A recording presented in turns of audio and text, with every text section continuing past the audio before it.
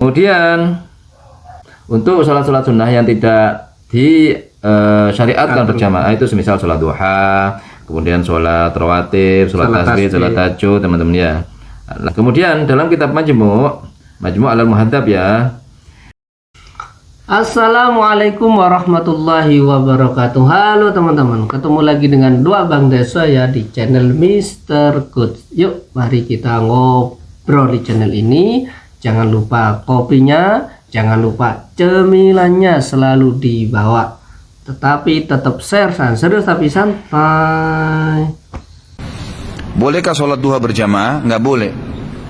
Ya, jadi sholat berjamaah itu hanya sholat yang Nabi SAW contohkan, seperti sholat tahajud, sholat tarawih, gitu kan, sholat jenazah. Nah itu memang berjamaah. Sholat gerhana itu berjamaah. Tapi kalau yang Nabi tidak contohkan berjamaah seperti sholat duha, sholat rawatib, qobliyah, ba'diyah, gitu kan, sholat sunnah wudu, tahiyat masjid, ini nggak pernah ada contoh dari Nabi SAW berjamaah. Jadi tidak boleh duha berjamaah. Oke, tidak boleh kita melakukan sholat duha berjamaah karena tidak ada contoh dari Nabi.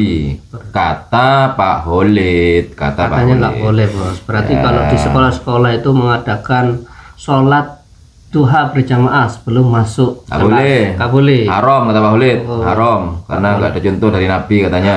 Ini orang sok tahu. Oke, apakah benar tidak boleh? Apakah benar tidak ada contoh dari Nabi? Kita cek saja teman-teman ya, biar nggak lama-lama. Soalnya kalau terlalu lama-lama menanggapi orang gedabrus kayak gini teman-teman ya, ini kita akan ketularan nanti. Ingat, setan itu teman-teman sangat mudah mempengaruhi atau membisiki hal-hal yang sesat, hal-hal yang buruk kepada orang yang suka berbohong, teman-teman. Ayatnya sudah jelas itu, teman-teman ya. Berarti kalau suka berteman dengan yang berbohong itu tambah banyak setannya. Makan banyak setannya. Makanya di kalangan Wahabi ini semua ustadznya itu berpotensi banyak bohongnya. Di dalam fatwa loh ya. Jika berfatwa itu berbohong, maka ajaran manhajnya itu penuh dengan kebohongan. Jika sudah penuh dengan kebohongan, maka setan akan betah di situ. Insya Allah banyak sih setannya. Banyak yang tidur-tiduran. Banyak tidur-tiduran sambil nongkrong-nongkrong gitu loh. Hadir di majelis pembohong. Jika kita tuh bohong di dunia bisnis, maka ya urusan bisnis kita kan diselipi setan kan begitu. Ini kan bohongnya masalah fatwa, masalah agama. Ini berbahaya bagi umatnya ini teman-teman ya. Apakah kalian mau Allah ceritakan, Allah beritahu kepada siapakah setan itu turun atau berbisik atau akrab? Jawabannya tanazzalu ala kulli afakin asim. Setan itu turun pada mereka yang suka berbohong. Itu teman-teman. Jika berbohongnya masalah agama, ya di manhaj itu penuh dengan setan itu di situ teman-teman ya. Berarti banyak gerombolannya di sana. Iya banyak. Tapi setannya polesannya bagus. Ini setannya cosplay semua, cosplay ulama gitu bos. Ya. Oke, sekarang kita cek di fatwanya Pak Holid ini teman-teman ya. Di mana ini bos? Biasa saya selalu menajid. Ini kita langsung terjemah aja biar nggak terlalu lama teman-teman ya. Salat jamaah di berbagai sholat sunnah itu memang tidak disunnahkan ya, illa kecuali apa-apa atau sholat-sholat sunnah yang memang sudah disyariatkan oleh Nabi Muhammad. Seperti itu ya kesimpulannya. Kemudian Imam Nawawi juga berkomentar di kitab Majmu' tuh bahwasanya sholat-sholat sunnah tidak disyariatkan berjamaah kecuali di sholat 2 hari raya, 2 gerhana, istisqa, terawih, witir ya, dan sholat-sholat yang memang sudah umum disyariatkan teman-teman ya.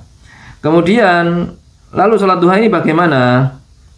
Lalu selanjutnya menurut Imam Nawawi adapun sholat-sholat sunnah yang lain seperti sholat sunat rawatib, kemudian sholat duha, kemudian sholat mutlak itu tidak disyariatkan untuk berjamaah.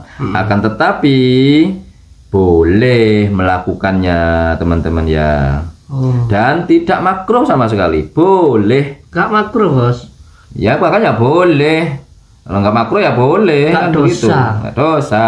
Makruh aja belum tentu dosa. Berarti tidak dilarang. Tidak dilarang teman-teman. Kenapa hal itu diperbolehkan? Karena ada juga hadis-hadis yang menceritakan mengenai hal itu. Hadis-hadis sahih teman-teman dari sahabat Utban bin Malik ya teman-teman ya. Hadisnya bisa kalian cek sendiri. Ini hadisnya. Kita langsung aja teman-teman ke pendapat ulama yang lain teman-teman ya. Biar menyikat waktu dan langsung ke terjemah saja. Ibnu Qudamah di dalam kitab Al-Mughni juga begitu. Boleh melakukan sholat sunnah itu dengan cara jamaah atau sendirian. Karena Nabi Muhammad SAW melakukan dua-duanya, gitu. Oh, ada hadisnya berarti. Iya, semua ulama itu sudah bersumber dari Quran dan hadis, teman-teman ya. Kemudian Syekh Utsaimin juga dari Wahabi ini ditanya juga, apa hukum sholat sunnah dengan cara berjamaah, semisal sholat duha, ya. Kemudian beliau menjawab, ini sholat duha dengan berjamaah jika sesekali dilakukan itu tidak apa-apa karena Nabi Muhammad SAW juga melakukan hal itu tuh ya. Sama saja teman-teman ya.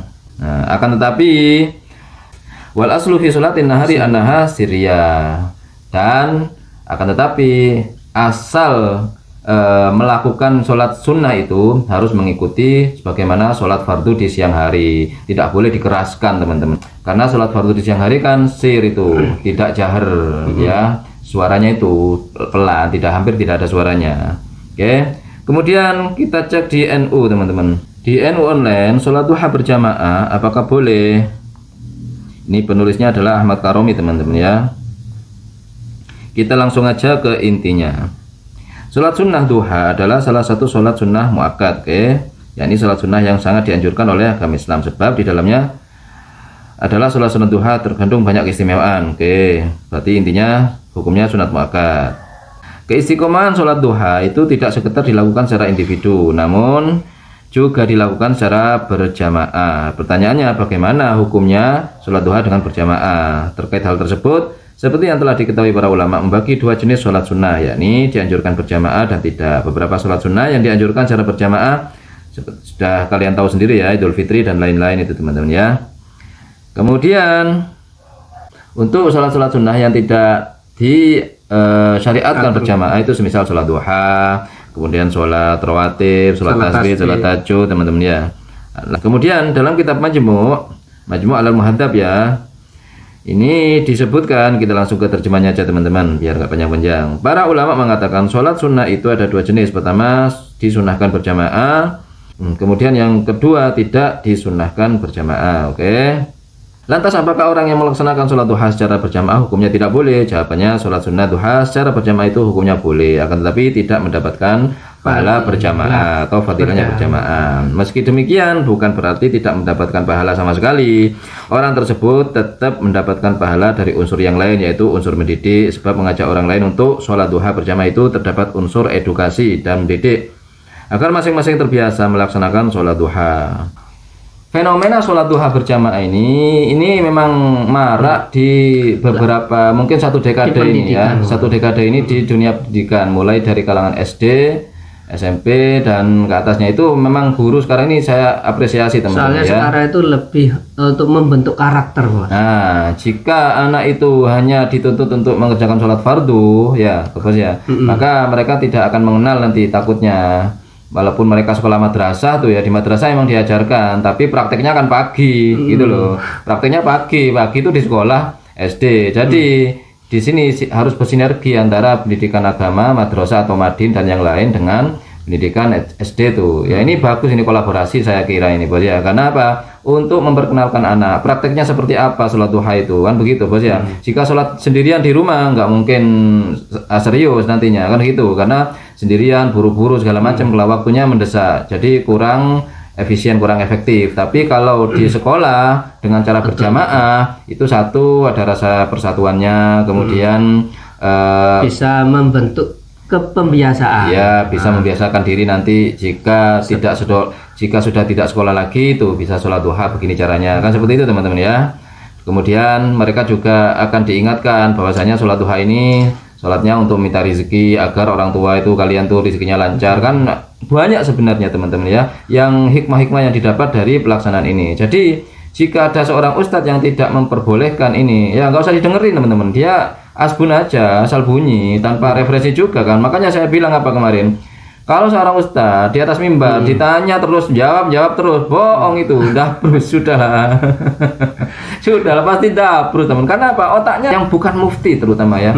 Ini sudah bisa diukur sebenarnya, kelihatan dari setiap fatwanya ini. Ini bukan perpustakaan berjalan ini. Kelihatan kalau seperti orang yang memang berkualitas ya, seperti perpustakaan berjalan itu memang kelihatan sudah, ini perpustakaan berjalan ini. Tapi kalau ini enggak, ini hanya koleksi beberapa buku berjalan, terutama buku Albani, itu saja sudah. Kan begitu bos ya. Iya, berarti intinya kita itu tetap di sekolah-sekolah itu tetap harus melakukan untuk pembelajaran. Apalagi untuk sholat-sholat sunnah untuk diperkenalkan, apalagi sholat tahajud. Kan biasanya ada tuh bos, awal nginep di sekolah untuk sholat tahajud bersama. Nah itu kan juga bagus. Bagus. Dan tidak perlu mendengarkan dari fatwa-fatwa ngawur dari para Wahabi ini teman-teman ya. Oke, itu saja bos. Itu saja obrolan hari ini, mudah-mudahan bermanfaat, mudah-mudahan mencerahkan, dan mudah-mudahan kita bisa bersikap bijak lagi. Ma asabaka min hasanatin faminallah wa ma asabaka min sayyiatin famin nafsik. Yang baik-baik semuanya datang dari Allah, yang jelek-jelek datang dari kami. Mohon maaf. Wa akhirul kalam, assalamualaikum warahmatullahi wabarakatuh. Waalaikumsalam.